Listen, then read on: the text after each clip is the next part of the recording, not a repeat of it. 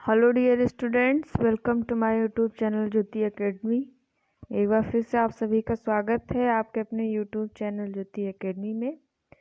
Dear students, जैसा कि class 12th की मैथमेटिक्स के फर्स्ट पेपर की क्लास है, जिसमें से मैं मैट्रिक्स टॉपिक पे डिस्कस कर रही थी, जिससे रिलेटेड मैंने कुछ वीडियोज पहले भी दिए हैं। अगर आप अभी मेरे चैनल पे नए हैं तो प्लीज़ आप उन वीडियो को ज़रूर देखिए, तभी आपको ये टॉपिक समझ में आएगा। साथ ही साथ मेरे चैनल को सब्सक्राइब करिए, बेल आइकन को प्रेस करिए। आपको वीडियोज़ कैसे लग रहे हैं कमेंट करके ज़रूर बताइए, और मेरे वीडियोज़ को अपने फ्रेंड ग्रुप के साथ शेयर करिए। तो मैट्रिक्स टॉपिक को आगे कंटिन्यू करते हुए चलते हैं आज के टॉपिक की ओर। स्टूडेंट्स, मैंने अपने पिछले वीडियो में आपको बताया था एलिमेंट्री ऑपरेशंस क्या होते हैं। आज उसी टॉपिक को आगे कंटिन्यू करते हुए आज का टॉपिक है इक्विवेलेंट मैट्रिक्स। आज हम लोग जानेंगे इक्विवेलेंट मैट्रिक्स क्या है, जिसको हिंदी में बोलते हैं तुल्य आव्यूह। तो देख लेते हैं कि इक्विवेलेंट मैट्रिक्स क्या होता है। तो स्टूडेंट्स, इक्विवेलेंट मैट्रिक्स, अगर आपके पास दो मैट्रिक्स है, मैट्रिक्स ए और बी, तो आप मैट्रिक्स ए को अगर एलिमेंट्री ऑपरेशंस का यूज करके उसको मैट्रिक्स बी के ही एलिमेंट की तरह अगर आप चेंज कर दें तो वही आपका होता है इक्विवेलेंट मैट्रिक्स। इसका मतलब ये है कि अगर आपको दो मैट्रिक्स दिए गए हैं, तो आपको जैसे मैट्रिक्स ए दिया है, तो मैट्रिक्स ए के लिए आप जो उसके प्रारंभिक रूपांतरण होते हैं उनका प्रयोग करते हुए दूसरे मैट्रिक्स की तरह ही उसको भी बना दिया जाए। इस तरीके के मैट्रिक्स को इक्विवेलेंट मैट्रिक्स बोलते हैं। ए इक्विवेलेंट टू बी। इसको एग्जाम्पल के तौर पे समझ लेते हैं। देन स्टूडेंट, देखिए आपके सामने एक एग्जाम्पल के तौर पे मैंने एक क्वेश्चन लिया है। एक मैट्रिक्स ए है और एक मैट्रिक्स बी।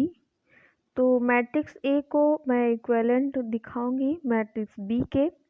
कैसे इक्विवेलेंट दिखाऊंगी? कुछ आपके जो प्रारंभिक ऑपरेशंस हैं उनको यूज करके दिखाऊंगी कि कैसे इसके इक्विवेलेंट होता है।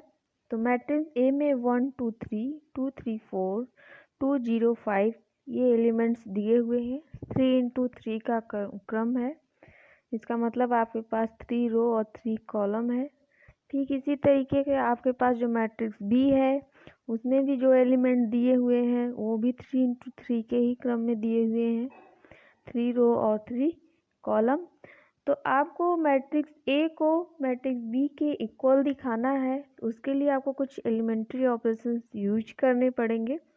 तो हम यहाँ कुछ एलिमेंट्री ऑपरेशंस यूज करके उसको मैट्रिक्स बी के इक्वल दिखाएंगे। तो देखिए स्टूडेंट, यहाँ एलिमेंट्री मैट्रिक्स के इक्वल हम कैसे दिखाएंगे। तो स्टूडेंट्स देखिए, ये आपका मैट्रिक्स ए है, ये मैट्रिक्स बी है। तो आप देखेंगे अगर ध्यान से तो आपको दिखेगा कि ये दोनों मैट्रिक्स में एलिमेंट तो वही है, लेकिन इनका क्रम थोड़ा उल्टा है। जैसे कि यहाँ जो R1 में है वो यहाँ R2 में है, और जो यहाँ मैट्रिक्स ए में R2 में है वो यहाँ R1 में है। तो हम एक जो एलिमेंट्री ऑपरेशन पढ़े हैं कि किसी भी रो को दूसरे में चेंज किया जा सकता है। तो यहाँ मैंने फर्स्ट ऑपरेशन लगाया, R1 change to R2, R1 interchange to R2। इसका मतलब ये है कि मैट्रिक्स ए में जो R1 के एलिमेंट हैं वो R2 की जगह लिखे जाएंगे, और जो R2 के एलिमेंट हैं वो R1 की जगह लिखे जाएंगे। तो स्टूडेंट्स यहाँ देखिए, ये R1 की जगह यहाँ पे था 1 2 3, और R2 की जगह था 2 3 4। R1 की जगह आपका था 1 2 3 और R2 की जगह था 2 3 4। तो इसको जब मैंने चेंज किया, R1 इंटरचेंज टू R2, तो इसका मतलब मैंने आपको बताया कि R1 के जितने भी एलिमेंट्स हैं वो R2 की जगह, और जो R2 के एलिमेंट्स हैं वो R1 की जगह लिखे जाएंगे। तो देखिए स्टूडेंट्स, ये जो है R2 के एलिमेंट्स R1 की जगह हो गए और ये R1 के एलिमेंट्स R2 की जगह हो गए। अब देखिए इसको हम कंपेयर करते हैं, मैट्रिक्स ए को कंपेयर करते हैं मैट्रिक्स बी से। तो देखिए यहाँ पे फर्स्ट अगर आप कॉलम या रो कुछ भी लें, तो यहाँ अगर मैं कॉलम ले रही हूँ तो देखिए 2 1 2, तो यहाँ आपके पास इसमें भी फर्स्ट कॉलम में 2 1 2 दिया है, तो इसमें भी फर्स्ट कॉलम में 2 1 2 आपका आ गया। सेकंड कॉलम में यहाँ दिया है 3 2 0, तो यहाँ भी सेकंड कॉलम में आ गया 3 2 0। अब आपका एक कॉलम जो है वो मैच नहीं कर रहा है। मैट्रिक्स बी का जो थर्ड कॉलम है C3, वहाँ आप देखेंगे 8 6 10 लिखा हुआ है, बट जो अभी मैट्रिक्स ए है उसका जो थर्ड कॉलम है उसमें 4 3 5 लिखा हुआ है। ये जो एलिमेंट्स हैं वो हैं 4 3 5। बट स्टूडेंट्स, अब अगर आप ध्यान से देखें तो अगर मैं मैट्रिक्स ए के कॉलम थर्ड कॉलम में मैं 2 से मल्टीप्लाई कर दूं, तो ये जो सारे एलिमेंट्स हैं, ये सारे एलिमेंट्स मैट्रिक्स बी के एलिमेंट्स के थर्ड कॉलम के एलिमेंट्स के इक्वल हो जाएंगे। देन मैंने यहाँ एक और एलिमेंट्री ऑपरेशन यूज किया। मैंने आपको बताया था अपने पिछले वीडियो में कि किसी कॉलम में आप जो है कोई रो हो या कॉलम हो उसमें किसी भी संख्या से मल्टीप्लाई कर सकते हैं। तो ये ऑपरेशन है C3 चेंज टू 2C3। इसका मतलब ये है कि C3 के जितने भी एलिमेंट्स हैं उसमें मैंने 2 से मल्टीप्लाई किया है। तो जब मैं यहाँ 2 से मल्टीप्लाई कर दूंगी तो मुझे मिलेगा 8 6 और 10। तो देखिए मैंने यहाँ अब इसको पूरी तरीके से चेंज कर दिया मैट्रिक्स ए को। अब मैट्रिक्स ए में भी वही सारे एलिमेंट हैं जो मैट्रिक्स बी में है। तो मैट्रिक्स ए में एलिमेंट्स अब आपके क्या हो गए 2 1 2, जो कि यहाँ मैट्रिक्स बी में भी है, 3 2 0 यहाँ भी है और यहाँ भी उसी तरीके से 8 6 10 दोनों में है। तो ये आपके सारे एलिमेंट्स अब क्या हो गए, इक्वल हो गए। तो अब हम इसको बोल सकते हैं A इक्वलेंट टू B। अब हम यहाँ इसको बोल सकते हैं A इक्वलेंट टू B। इसका मतलब ये है कि मैट्रिक्स A मैट्रिक्स B के इक्वल हो गया। तो स्टूडेंट्स, इसी तरीके से जो भी आपको मैट्रिक्स दिए जाएंगे उसको इक्वलेंट करके आप सॉल्व कर सकते हैं क्वेश्चन को। तो यहाँ तो मैंने एक छोटा सा एग्जांपल लिया था, ज़रूरी नहीं है कि आप हर क्वेश्चन में यही स्टेप फॉलो करें। आपको वहाँ देखना पड़ेगा कि कौन सा रो चेंज करने पे मुझे आंसर मिल जाएगा, उस हिसाब से आपको सॉल्व करना पड़ेगा। इसके लिए आप अपना प्रैक्टिस करिए, किसी दिन मैं एक प्रैक्टिस सेट भी कराऊंगी। देन स्टूडेंट, अब आपका नेक्स्ट टॉपिक है एलिमेंट्री मैट्रिक्स। अब हम लोग जानेंगे कि एलिमेंट्री मैट्रिक्स क्या है, जिसको हिंदी में बोलते हैं प्रारंभिक आव्यूह। तो स्टूडेंट्स, यहाँ एलिमेंट्री मैट्रिक्स में आपको एक कोई आइडेंटिटी मैट्रिक्स दी होगी जिसमें आपको कोई सिर्फ एक एलिमेंट्री ऑपरेशन को यूज करना है और आपको एलिमेंट्री मैट्रिक्स मिल जाएगा। यहाँ स्टूडेंट्स, आपको यही ध्यान रखना है, जो आपको एक आइडेंटिटी मैट्रिक्स मिलेगा उसमें आपको सिर्फ कोई एक एलिमेंट्री ऑपरेशन का यूज करके, आपको सिर्फ केवल एक एलिमेंट्री ऑपरेशन का यूज करके आपको एलिमेंट्री मैट्रिक्स निकालना है। तो देखते हैं इसका एक एग्जांपल। स्टूडेंट्स, यहाँ मैंने एक 3x3 के क्रम में आइडेंटिटी मैट्रिक्स लिया है जिसमें 1 0 0 0 1 0 0 0 1। आपको पता है आइडेंटिटी मैट्रिक्स क्या होता है, इसको मैंने पीछे वाले वीडियो में अच्छे से समझाया है। जिसको ना पता हो वो पिछला वीडियो देख सकता है। अब इसमें जैसा कि मैंने बताया कि जो आपको आइडेंटिटी मैट्रिक्स दिया रहेगा उसमें कोई एक ही एलिमेंट्री ऑपरेशन यूज करेंगे और एलिमेंट्री मैट्रिक्स निकालेंगे। तो देखिए ये आपका मैट्रिक्स है। मैंने इसके लिए एक कोई ऑपरेशन यूज कर लिया है, तो यहाँ पे मैंने लिया है R1 चेंज टू 2R1। जैसा कि मैंने आपको एलिमेंट्री ऑपरेशन में बताया था कि कोई या रो हो या कॉलम हो, उसमें किसी भी संख्या से मल्टीप्लाई कर सकते हैं। तो यहाँ R1 चेंज टू 2R1 का मतलब ये है कि जो R1 के एलिमेंट आपको मैट्रिक्स में दिए हैं, उन सारे एलिमेंट से मैंने 2 से मल्टीप्लाई कर दिया है। तो जब आप मल्टीप्लाई करेंगे तो स्टूडेंट्स यहाँ आपको मिल जाएगा R1 यही है 100। तो जब आप इसमें 2 से मल्टीप्लाई करेंगे तो आपको मिलेगा 200 010 001। तो ये आपका जो अब ये नया मैट्रिक्स मिला, यही आपका एलिमेंट्री मैट्रिक्स हो गया।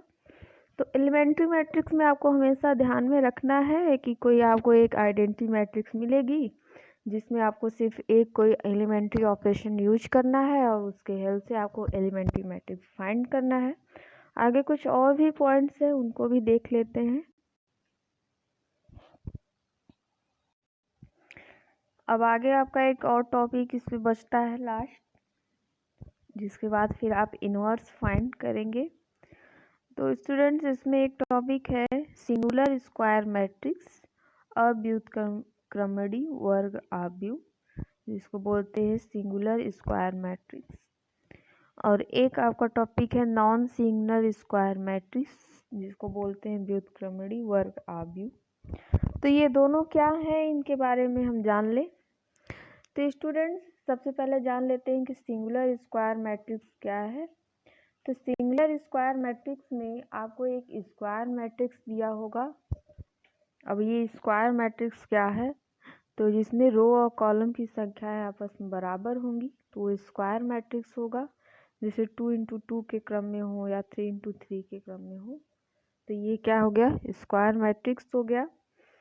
तो जब आप स्क्वायर मैट्रिक्स को उसको सॉल्व करेंगे, तो अगर आपको determinant A equal to 0, it means mod A equal to 0 की वैल्यू प्राप्त हो जाए, तो आपको जो मैट्रिक्स दिया हुआ होगा वो सिंगुलर स्क्वायर मैट्रिक्स होगा। आपको यहाँ ध्यान रखना है कि जब आप किसी स्क्वायर मैट्रिक्स को सॉल्व करें तो आपको जो आंसर मिले वो अगर 0 हो जाता है तो आपका मैट्रिक्स सिंगुलर स्क्वायर मैट्रिक्स होगा। अदरवाइज अगर 0 के इक्वल नहीं है तो नॉन सिंगुलर मैट्रिक्स होगा। तो ये दोनों चीज़ें आपको समझ में आ गई होंगी। देख लेते हैं इसका एक एग्जाम्पल, चीज़ें और भी क्लियर हो जाए अच्छे से।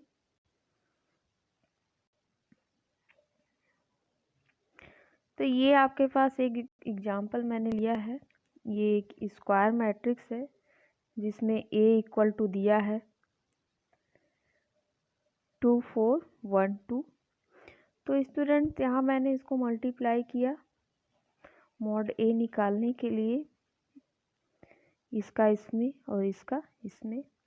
तो जब मैंने मल्टीप्लाई किया इस तरीके से, तो यहाँ मिलेगा 2 × 2 4 हो गया, और ये 4 × 1 4, 4 माइनस 4 क्या हो जाएगा, आंसर 0 हो जाएगा। तो देखिए यहाँ आपका जो आंसर आया, मॉड A का आंसर क्या आ गया, 0। तो ये सिंगुलर मैट्रिक्स है, सिंगुलर स्क्वायर मैट्रिक्स। क्यों? क्योंकि सिंगुलर स्क्वायर मैट्रिक्स की कंडीशन है कि मॉड A की वैल्यू जो आएगी वो 0 के इक्वल होगी। अब एक और क्वेश्चन लेते हैं नॉन सिंगुलर स्क्वायर मैट्रिक्स के लिए। तो ये आपका नॉन सिंगुलर स्क्वायर मैट्रिक्स है जिसमें A इक्वल टू दिया हुआ है 3 1 2 1। उसके बाद सॉल्व करना है, मैं इसका मॉड A निकालूंगी। तो जब इसका मल्टीप्लाई 3 का मल्टीप्लाई 1 और 2 का मल्टीप्लाई 1 से होगा इस तरीके से, इसका इसमें इसका इसमें, तो आपको मिलेगा 3 - 2। फिर उसको जब आप सॉल्व करेंगे तो यहाँ 1 आएगा। देन स्टूडेंट्स यहाँ मॉड A की वैल्यू जो है वो इक्वल नहीं है किसके, 0 के। तो ये नॉन सिंगुलर मैट्रिक्स हो जाएगा, क्योंकि नॉन सिंगुलर मैट्रिक्स की कंडीशन यही है कि आपकी वैल्यू 0 के इक्वल नहीं होगी। देन स्टूडेंट्स ये आज आपके कुछ टॉपिक थे जिसमें मैंने डिस्कस किया। एलिमेंट्री मैट्रिक्स क्या है, इक्विवेलेंट मैट्रिक्स क्या है, singular square matrix, non singular square matrix क्या है, और कल मैं इसके आगे और जो इसके टॉपिक्स हैं उस पर डिस्कशन करूँगी। और आपको मेरा ये वीडियो कैसा लगा मुझे कमेंट करके ज़रूर बताएं। आपके जो भी प्रॉब्लम्स हैं उनको आप कमेंट बॉक्स में कमेंट कर सकते हैं, और मेरे चैनल को अपने फ्रेंड ग्रुप के साथ शेयर करिए। फिर मिलूँगी एक नए टॉपिक के साथ, तब तक के लिए थैंक यू, बाय बाय।